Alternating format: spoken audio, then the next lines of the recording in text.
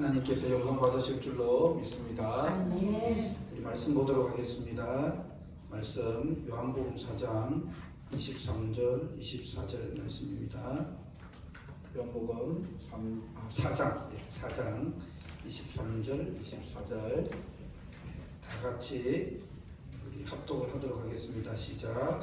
아버지께 참되게 예배하는 자들은 영과 진리로 예배할 때가 오르니 곧 이때라. 아버지께서는 자기에게 이렇게 예배하는 자들을 찾으시느니라. 하나님은 영이시니 예배하는 자가 영과 진리로 예배할지니라. 아멘. 제가 한번 기도하겠습니다. 하나님 아버지, 이 시간 우리의 마음을 만져주시니 감사합니다. 하나님 아버지, 이 시간 저희들의 영혼을 새롭게 하여 주시니 감사합니다. 저희들이 다시 하나님의 말씀 앞에 섰습니다. 우리의 심령 가운데 역사하시고 참으로 성령께서 일하시는 놀라운 은혜의 시간 되게 하여 주옵소서.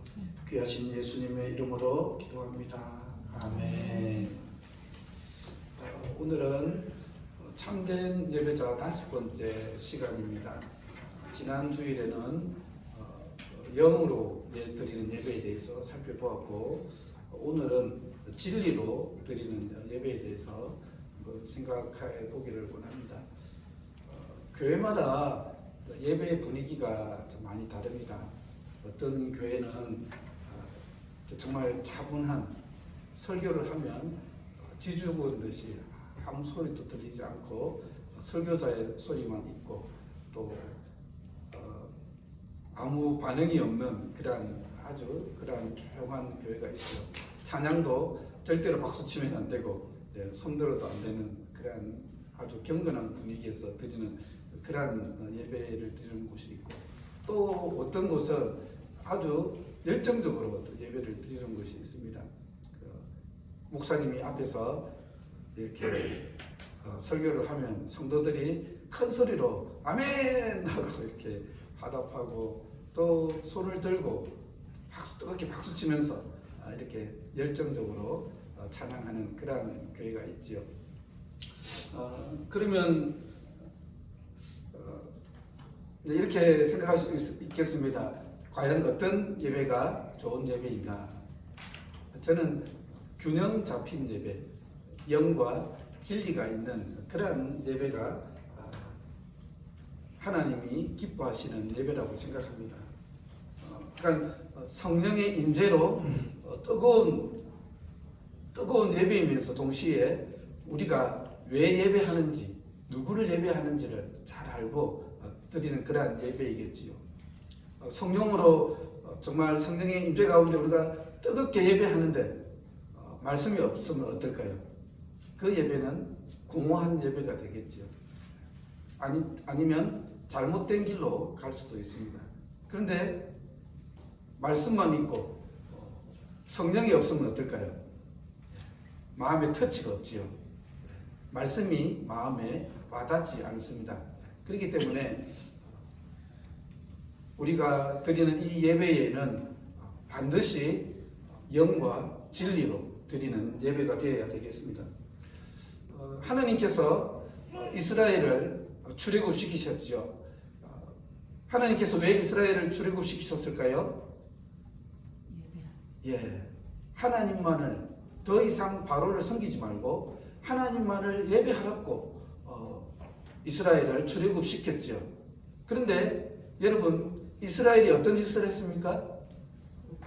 모세가 시내산에 올라갔다가 안 내려오니까 금송아지를 만들어 가지고 이것이 우리를 구원한, 우리를 출애굽시킨 구원자시다, 이것이 하나님이시다라고 막 하면서 춤을 추면서 그렇게 예배하지 않았습니까? 여러분, 이것을 예배라고 할 수 있습니까? 예배라고 할 수 없지. 우리는 예배를 드릴 때 열정적으로 예배 드리지만 뿐만 아니라 동시에 우리는 제대로 알고 예배를 드려야 되겠습니다. 그러면 우리가 제대로 진리 안에서 올바른 예배를 드리려면 어떻게 해야 될까요? 먼저는 예배가 무엇인지를 우리가 알아야 됩니다. 이 예배라는 것은요, 문자적으로는 예를 갖추어서 절을 하다, 그런 뜻입니다. 그러니까 여러분, 실은 오늘 이 본문을 보게 되면 예수님께서 사마리아 여인에게 참된 예배가 무엇인지를 가르쳐줬죠. 여기서 예배의 의미는요, 엎드려 경배하다라는 그러한 뜻입니다. 그러니까 여러분도 잘 아시겠지만 동방박사들이 먼 곳에서 아기 예수님이 태어났다는 그 소식을 듣고 와서 뭘 했습니까? 엎드려 경배했죠. 예. 그 동방박사들이 하나님을 예배하러 온 것입니다. 예. 우리도 이 시간 우리가 함께 모인 이유가 무엇입니까? 예. 엎드려 왕이신 하나님께 경배하고 예배하기 위해서 우리가 이 자리에 모인 것 아닙니까? 그러면 이제 그런 질문이 생깁니다. 목사님, 그러면 주일 예배가 끝나면 우리의 예배는 끝나는 것입니까? 여러분 어떻게 생각하십니까? 그렇지 않죠. 주일 예배가 끝나면 우리의 예배가 끝나는 것이 아니라 새로운 삶의 예배가 시작되는 것이죠. 우리가 함께 드리는 이 예배는 공동체 예배고, 주일 예배가 끝나게 되면 이제 개인의 각 자리에서 삶의 예배가 시작되는 것이죠. 왜냐하면 이 넓은 의미에서 예배라는 것은 하나님을 온전히 사랑하고 하나님을 내 안에 모시고 하나님을 섬기는 것이 예배거든요. 삶의 초점을 하나님께 맞추는 것이 예배라고 할 수 있습니다. 우리가 예수님을 내 안에 모시기 전에는 어떻습니까? 삶의 초점이 온통 나에게 향해 있죠. 모든 것이 내 중심적입니다. 그러나 예수님을 우리의 삶의 중심에 모시면 어떻습니까? 삶의 중심이 바뀌게 되죠. 우리의 초점이 바뀌게 됩니다. 예전에 예수님을 믿기 전에는 삶의 초점이 나 중심이었다면 예수님을 믿고 난 이후에는 삶의 초점이 하나님을 향하게 되는 것이죠. 그러니까 우리가 예수님을 모시고 나게 되면 삶의 초점이 하나님을 바라보지 않습니까? 그러면 이제 예배가 시작이 되는 것이죠. 하나님을 바라봄으로써 예배가 시작되는 것입니다. 그러니까 하나님을 기쁘시게 하는 이 모든 것이 예배라고 할 수가 있는 것이죠. 예를 들어서 우리가 지체들을 정말 우리가 가진 은사와 달란트로 지체들을 사랑으로 섬기는 것, 이것도 예배가 될 수 있고, 또 우리가 삶의 현장에서 하나님이 우리에게 맡겨주신 그 일에 최선을 다하고 또 그 일을 통해서 하나님의 영광을 돌려드리면 그것도 예배가 될 수 있는 것이죠. 아멘. 또 어떻습니까? 우리가 삶으로 나가서 우리가 하나님이 우리에게 주신 그 사랑을 하나님의 사랑을 알지 못하는 그 사람들에게 전가하는 것도 뭐가 될 수 있습니까? 예배가 될 수 있는 것이죠. 예배라는 것은 우리의 삶의 초점이 하나님을 향하고 하나님을 기쁘시게 하는 이것이 예배라고 할 수 있겠습니다. 그런데 그러면 또 이제 질문이 생깁니다. 예. 그러면 목사님, 우리가 꼭 이렇게 주일에 모여서 예배를 드려야 됩니까? 예수님도 사마리아 여인에게 장소는 어디에서 드리는가는 중요하지 않다. 참된 예배는 영과 진리로 드리는 예배이다 라고 그렇게 말씀하지 않았습니까? 그러니까 우리가 굳이 꼭 주일날에 모여서 예배할 필요가 있습니까? 그렇게 질문할 수 있는 것이죠. 여러분 어떻게 생각하십니까? 우리는 공동체로 이렇게 함께 모여서 예배해야 할까요? 예. 우리는 반드시 함께 모여서 공동체로 우리가 하나님을 예배해야 됩니다. 왜냐하면요, 바로 이 교회의 공동체는 여러 가지 많은 목적이 있지만 가장 중요한 목적은 바로 하나님을 예배하는 공동체이기 때문에 그렇습니다. 물론 우리의 삶 속에서도 우리가 하나님을 기쁘시게 하고 우리가 하나님의 최선을 다하고 복음 전도를 통해서 하나님의 영광을 돌림으로써 예배를 할 수 있습니다. 그러나 실제로는 우리가 살아가는 삶이 얼마나 바쁩니까? 정신없이 돌아가지 않습니까? 그렇습니까? 안 그렇습니까? 정신없이 돌아가죠. 그러니까 우리가 바쁜 생활 중에서는 하나님께 초점을 맞추기가 쉽지 않습니다. 그렇기 때문에 일주일에 한 번은 우리가 모여서 하나님을 예배하면서 정말 하나님만 온전히 집중하고 하나님께만 찬양하면서 어떻습니까? 아, 그렇지. 하나님께서 나를 예배자로 부르셨지. 이 교회 공동체는 하나님을 예배하는 공동체지. 그런 우리의 마음을 회복시킬 수 있고 또 정체성을 또 회복시킬 수 있고 또 우리가 뜨겁게 하나님을 만나고 찬양하면서 어떻습니까? 우리의 믿음과 신앙이 회복되는 것이죠. 우리의 그런 믿음과 신앙이 회복돼야 여러분 어떻습니까?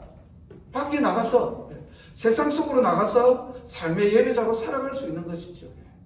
그렇기 때문에 우리가 이 일주일에 주일날에 모여서 드리는 이 예배가 너무나도 중요한 예배라고 할 수 있겠습니다.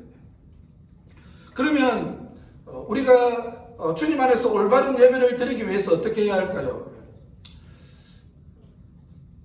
우리가 하나님을 예배하는 데 있어서 물론 예배가 무엇인지에 대해서도 알아야 되지만요. 왜 예배해야 되는지를 우리가 분명히 알아야 됩니다. 여러분도 잘 아시겠지만 여호수아는 아주 위대한 지도자입니다. 하나님께서 여호수아를 통해서 이스라엘이 가나안 땅에 들어갔고 그리고 가나안 땅을 점령하지 않았습니까? 정말 이 여호수아는 위대한 장수이죠. 그런데 여호수아가 이제 죽음을 앞두고 생을 마감하면서 모든 이스라엘 지도자들을 모아가지고 유언을 남깁니다. 그 유언은 뭐냐 하면요. 우상을 절대로 섬겨서는 안 된다. 그리고 오직 여호와 하나님만을 섬기고 여호와 하나님만을 예배해라 라고 그렇게 유언을 했습니다. 여호수아 24장 14절 한번 볼까요? 우리 다 같이 한번 읽어보도록 하겠습니다. 시작. 그러므로 이제는 여호와를 경외하며 온전함과 즐거움 진실함으로 그를 섬기라. 너희의 조상들이 강 저쪽과 애굽에서 섬기던 신들을 치워버리고 여호와만 섬기라. 여호수아가요 마지막 자신의 생을 마감하면서 이스라엘에게 신신당부했던 것은 절대로 우상을 섬겨서는 안 된다. 그리고 여호와 하나님만을 섬기고 그 하나님만을 예배하라고 신신당부했습니다. 그러면 여호수아가 왜 이스라엘 백성들에게 여호와 하나님만 섬기라고 했을까요? 첫 번째 이유는요, 바로 하나님께서 전적인 은혜로 이스라엘을 구원하셨기 때문입니다. 여러분도 잘 아시겠지만 이스라엘은요, 하나님의 전적인 은혜로 출애굽을 했습니다. 하나님께서 이스라엘에게 10가지 재앙을 내리셨죠. 모세가 바로 앞에 서서 아무리 우리를 보내달라고 했지만 바로는 꼼짝하지 않았습니다. 그러자 하나님께서 10가지 재앙으로 애굽을 심판하게 되자 바로가 두 손 두 발을 다 들었죠. 항복을 하지 않았습니까? 그런데 마지막 재앙이 뭐냐 하면 바로 장자의 재앙입니다. 장자의 심판입니다. 이 장자의 심판은 뭐냐 하면요, 애굽 땅에 있는 모든 사내의 첫째 사내, 이것은 동물과 사람, 모든 애굽 땅에 있는 모든 첫째들은 죽음으로 심판하는 것이 바로 이 장자의 심판입니다. 그런데 하나님께서 이스라엘은 어떻게 하셨습니까? 이스라엘은 문설주에다가 각 집의 문설주에다가 양의 피를 바르게 하셨습니다. 그래서 하나님께서 애굽을 심판하실 때 애굽의 온 전역에 있는 장자들, 사내들을 심판할 때 그 양의 피가 있는 그 집은 심판을 하지 않고 넘어갔습니다. 바로 이것이 유월절이죠. 그러니까 이스라엘은요, 이렇게 구원을 받은 것입니다. 자, 그런데 여러분, 이 양의 피는 뭘까요? 바로 예수 그리스도의 피입니다. 이스라엘이 잡아서 문설주에 발랐던 그 양의 피가 바로 예수님께서 우리를 위해 흘려주신 그 십자가의 보혈을 상징하는 것이죠. 여러분, 우리는요, 우리 인간은 죄로 인해서 모두가 다 심판을 받아야 합니다. 그런데 예수님께서 우리를 위하여 십자가에 달려 돌아가시면서 우리를 위하여 피를 흘려주셨기 때문에 우리가 구원을 받은 것이죠. 그렇지 않습니까? 우리가 구원을 받은 것은요, 우리의 어떤 행위로 우리가 뭔가를 열심히 해서 우리가 구원을 받은 것이 절대로 아닙니다. 여러분, 우리가 신앙생활을 할 때 우리가 이것을 반드시 기억해야 합니다. 우리가 구원을 받은 것은요, 전적으로 하나님의 은혜입니다. 하나님께서 자신의 사랑하는 아들을 십자가에 못 박으시고 그 아들의 보배로운 피를 흘려주심으로 말미암아서 우리가 구원을 받았지요. 여러분, 이런 하나님의 사랑과 은혜를 생각하니까 어떻습니까? 감사하죠. 여러분, 이스라엘이 하나님의 은혜로 구원받은 것을 생각하면 어떻습니까? 하나님을 예배하지 않을 수 없죠. 우리가 하나님의 사랑과 은혜로 우리의 노력으로 구원을 받은 것이 아니라 예수 그리스도의 십자가의 보혈로 구원을 받았기 때문에, 이 사랑과 은혜를 알기 때문에 우리는 하나님을 예배하지 않을 수 없는 것입니다. 그래서 로마서 12장 1절에서는 뭐라고 했습니까? 다 같이 한번 볼까요? 시작. 그러므로 형제들아, 내가 하나님의 모든 자비하심으로 그나노니 너희 몸을 하나님이 기뻐하시는 거룩한 산 제물로 드리라. 이는 너희의 드릴 영적 예배니라. 아멘. 그렇습니다. 우리가 하나님의 사랑과 은혜를 생각하니까 하나님을 예배하지 않을 수 없는 것이죠. 이것이 바로 예배하는 첫째 이유입니다. 둘째로 우리가 하나님만을 예배해야 하는 이유는 무엇일까요? 하나님께서 이스라엘을 물질로 축복하셨습니다. 여러분, 하나님은요, 물질의 주인이십니다. 여러분, 그것을 믿으십니까? 아멘. 하나님은 물질의 주인이십니다. 하나님은 우리에게 물질을 주시기도 하시고 물질을 빼앗기도 하시는 분이 하나님이십니다. 여호수아 24장 13절에 이렇게 기록하고 있습니다. 다 같이 한번 읽어볼까요? 시작. 내가 또 너희가 수고하지 아니한 땅과 너희가 건설하지 아니한 성읍들을 너희에게 주었더니 너희가 그 가운데서 거주하며 너희는 또 너희가 심지 아니한 포도원과 감람문의 열매를 먹는다 하셨느니라. 아멘. 하나님께서 이스라엘에게 놀라운 축복을 주셨습니다. 그것은 뭐냐면, 이스라엘이 가나안 땅에 들어갔을 때요, 수고하지 아니한 땅과 그리고 건설하지 아니한 성읍들을 하나님이 이스라엘에게 주었습니다. 또 이스라엘이 무엇을 받았습니까? 심지 아니한 포도원과 감람문의 열매를 먹는다 하셨습니다. 하나님께서 이스라엘 백성들에게 가나안 땅을 주셨을 뿐만 아니라 그리고 그들이 수고하지 아니한 열매까지도 주셨던 것이죠. 포도의 열매를 주셨습니다. 이 땅과 그리고 포도원, 감람문의 열매는 바로 물질의 축복을 나타내는 것이죠. 하나님께서 이스라엘에게 엄청난 물질의 축복을 주셨습니다. 이것은 하나님의 은혜이죠. 그런데 이것은요, 이스라엘에게만 적용되는 것이 아니라 우리에게도 적용됩니다. 물론 우리가 살아갈 때, 그리스도인으로 살아갈 때 늘 넉넉하고 풍족한 것은 아닙니다. 힘든 시간이 없는 것은 아닙니다. 고난의 시간이 없는 것은 아닙니다. 그러나 하나님은요, 당신의 사랑하는 아들들을, 당신의 사랑하는 자녀들을 절대로 버려두지 않으십니다. 아멘. 여러분, 하나님은 지금도 살아계십니다. 아멘. 하나님은 지금도 일하시고 역사하시는 하나님이십니다. 아멘. 우리가 하나님을 정말 진실한 마음으로 섬기고 하나님을 정말 진실한 마음으로 예배할 때 하나님께서 우리가 정말 이 땅을 살아가는 모든 필요한 것들을 넉넉하게 채워주실 줄로 믿습니다. 아멘.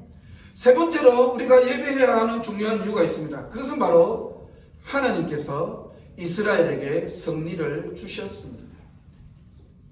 제가 이것은 여러 번 계속적으로 반복해서 말씀을 드렸습니다. 가나안 사람들은요, 여러분, 보통 사람들이 아닙니다. 가나안 사람들은 키가 크고 장수들입니다. 이 사람들은요, 어려서부터 싸움을 하던 정말 싸움에 잘 훈련된 그러한 사람들입니다. 이러한 사람들하고 이스라엘이 붙어서 싸워서 이길 수 있겠습니까? 절대로 불가능하죠. 그런데 여러분, 이스라엘이 가나안 땅을 점령했습니까? 안 했습니까? 했어요. 이스라엘이 가나안 땅을 점령했습니다. 어떻게 그 불가능한 전쟁에서 가나안 사람들과 싸워서 이겼을까요? 하나님께서 싸우셨기 때문에 그렇습니다. 아멘. 여호수아 23장 8절에서 11절 말씀 한번 볼까요? 여호수아 23장 8절에서 11절 다 같이 한번 읽어보도록 하겠습니다. 시작. 오직 너희의 하나님 여호와께 가까이 하기를 오늘까지 행한 것 같이 하라. 이는 여호와께서 강대한 나라들을 너희의 앞에서 쫓아내셨으므로 오늘까지 너희에게 맞선 자가 하나도 없었느니라. 너희 중 한 사람이 1000명을 쫓으리니 이는 너희의 하나님 여호와 그가 너희에게 말씀하신 것 같이 너희를 위하여 싸웁시니라. 그러므로 스스로 조심하여 너희의 하나님 여호와를 사랑하라. 아멘. 여호수아가 자신의 생을 마감하면서 이스라엘 백성들에게 신신당부했습니다. 너희는 우상을 절대로 섬겨서는 안 된다. 너희는 너희를 구원하신 그 여호와 하나님만을 섬기고 예배하라고 신신당부했습니다. 왜 그럴까요? 하나님께서 승리를 주셨기 때문이죠. 여호수아가 생을 되돌아보니까 어떻습니까? 자신의 힘으로는 가나안 사람들과 도저히 싸울 수 없다는 것을 누가 제일 잘 알까요? 예, 물론 하나님이 제일 잘 아시겠지요. 예. 그러나 그 장수인, 그 이스라엘 백성들을 거느리고 가나안 땅에 들어갔던 여호수아가 제일 잘 알지 않겠습니까? 아멘. 이스라엘이 교만해서 아이성에서 얼마나 처참하게 패배했습니까? 그러나 그 패배에도 불구하고 신기일진에서 여호수아가 가나안 땅에 있는 모든 가나안 족속들을 쫓아내지 않았습니까? 어떻게 그 가나안 사람들을 쫓아낼 수 있었을까요? 바로 살아계신 하나님. 그 하나님께서 이스라엘을 위해 싸워주셨기 때문에 이스라엘이 승리할 수 있었던 것이죠. 여러분, 우리가 이 땅을 살아감에 있어서 물론 참 세상에 있는 사람들, 우리 주위에 있는 사람들을 사랑하고 그들을 주님께로 인도해야 됩니다. 세상 사람들은 우리가 구원해야 되고 전도해야 될 대상이지요. 그러나 우리가 분명히 기억해야 될 것이 있습니다. 이 세상 가운데는 반드시 영적인 싸움이 있다는 사실입니다. 여러분, 우리가 세상 사람들을 사랑하지만요, 이 세상 살아가는 동안 철저하게 영적인 전쟁이 있습니다. 영적인 싸움이 있습니다. 왜냐하면 이 어두운 세상을 주관하는 어둠의 주관자들, 어둠의 주권자들이 있기 때문입니다. 여러분, 세상 철학, 세상 학문, 세상의 권세자들은요 철저하게 하나님을 대적합니다. 우리도 잘 알듯이 진화론, 동성연애, 공산주의, 자본주의 이러한 것들이 하나님을 대적하지 않습니까?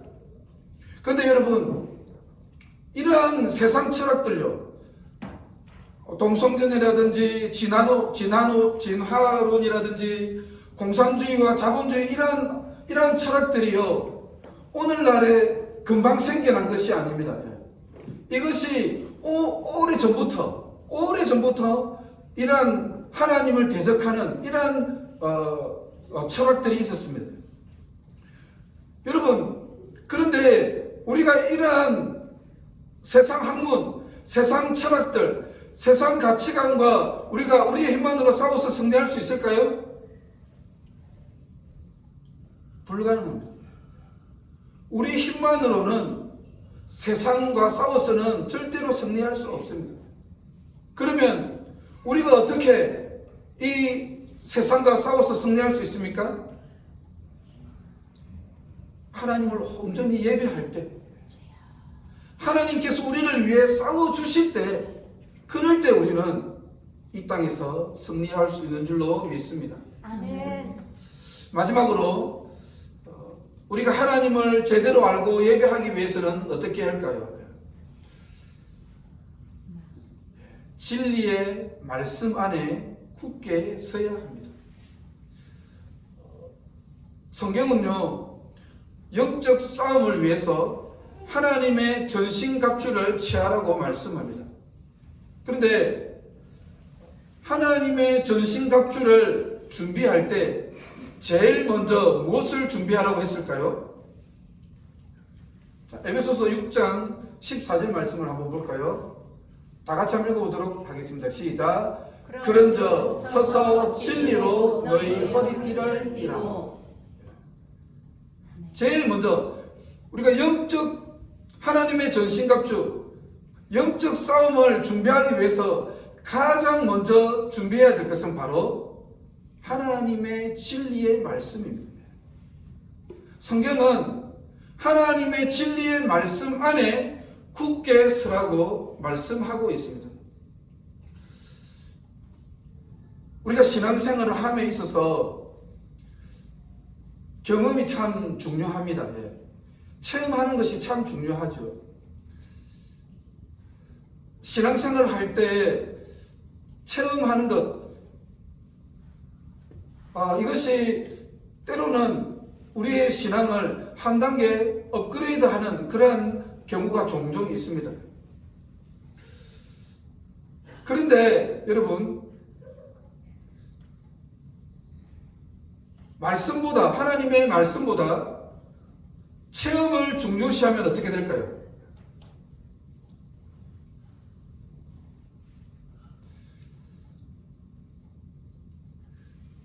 여러분, 이 체험이라는 것은요, 늘 있는 것이 아닙니다.